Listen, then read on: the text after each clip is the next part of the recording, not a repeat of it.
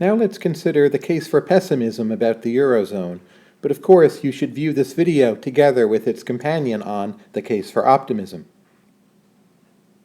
The first point is that the Eurozone is probably not what is called an optimum currency area by economists. That is, the economically weaker economies in the Eurozone will prefer a currency which is weak and a rate of inflation which is relatively high to, in some regards, stimulate their economies, whereas the stronger economies in the Eurozone with higher productivity, they will prefer tighter money and will not necessarily want this inflation-induced depreciation of the currency. The wealthier and more influential countries, such as Germany, in the past have gotten their way on this, so it means that the poorer Eurozone countries are perpetually facing a tighter and more restrictive monetary policy than they ideally would like. We explain this point in more detail in our video unit on optimum currency areas. The point is, sooner or later, the economically weaker countries will ask themselves, why are we in this currency area? On an ongoing basis, it is damaging our economies. A second point is this: at least as of 2012, none of the so-called austerity plans for the troubled economies have worked yet. Rates of unemployment remain high across the board in the countries which have experienced financial crises. Even if they eventually work, it appears that at a bare minimum it involves, say, 3 to 5 years of economically very troubled times and perhaps a lot of political confrontation. So again, sooner or later, if you're a country which has yet to go through this ringer, you might say, well, if I'm in the Eurozone, this will happen to me sooner or later. Maybe I should consider getting out while the going is good. A very simple question to ask is, was the European Union pre-Euro really so bad? It seems it wasn't. And no matter what you think of the current state of affairs, there is a nostalgia for going back to how things were, and the more that troubled economic times persist, perhaps the stronger this nostalgia will become. There have been plenty of different economic plans to address the economic problems in the Eurozone, but they all seem to have one thing in common. They do what is called kicking the can down the road. That is, they postpone a lot of the tough decisions, they patch over problems, they address liquidity problems, but they don't really resolve who in the Eurozone is going to take the losses from all of these bad loans and who is willing to raise their hand and admit to their voters, our country is going to take these losses. So it seems the ways that the problem have been dealt with are really postponing tough decisions, and that too is a sign that maybe there's not ultimately a will to make those solutions work. A core reason to be pessimistic about the ongoing survival of the Eurozone is simply that of, as of 2012, it involves 17 different nations. And for the most part, those nations have to generate a fair amount of agreement on how to move forward. If we think about the United States and how difficult it is to get agreement on moving forward in just one nation, it's then easy to extrapolate to see the difficulties from getting 17 nations on board. Of course, those nations are all democracies, they have electorates.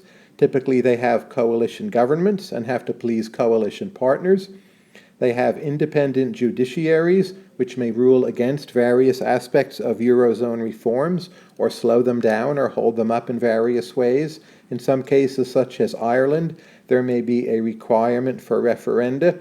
And in general, it is hard to change EU treaties, and a lot of the potential suggested solutions to Eurozone problems do involve treaty changes. When you add up all of these roadblocks and put them together and think of them as distributed against 17 different nations, it's fairly easy to come to the conclusion that, yes, there may well be solutions, but to get them through and implemented and accepted by those 17 nations with all of these political checks and balances, well, that's going to be very hard to do. We need to think very carefully about what really counts for good news in the Eurozone. The bar really has been lowered. So if borrowing rates come down, or if there's more liquidity, or more loans are made to troubled banks, or there are more ECB purchases of securities of troubled nations, those are counted as a kind of gain, and maybe they're a gain in the sense of avoiding something even worse happening. But the real question is, will there be a resumption of economic growth in the Eurozone?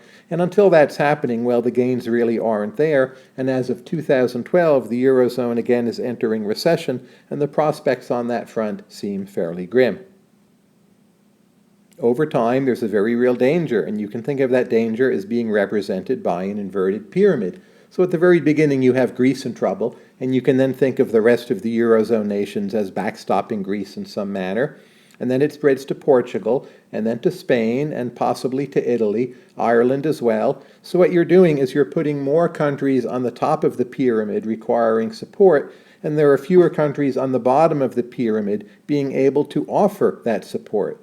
So over time, as the pyramid inverts, the countries which are propping up all the others find they have fewer fiscal allies and they're accepting greater potential liabilities, and this may well be an unstable process. We also need to ask the question, how fiscally sound is Germany itself? The German debt to GDP ratio is already over 80%, and the rate of childbearing in German families is among the lowest in Europe. On top of all that, Germany has what is sometimes called bailout fatigue. That is, they have a long history of having bailed out Eastern Europe, and the German citizenry is in general pretty skeptical of the idea of bailouts. The bottom line is that over time, maybe it is the case that the economically weak countries eventually will leave the Eurozone. If we look at the broader sweep of human history, there has never been a currency union without a corresponding fiscal union which has lasted very long. Why should the current Eurozone be an exception? You don't have to think the entire Eurozone will disappear, dissolve, or go away. But it appears, when you consider the case for pessimism, there actually are some pretty good reasons for wondering whether the Eurozone as we currently know it will last.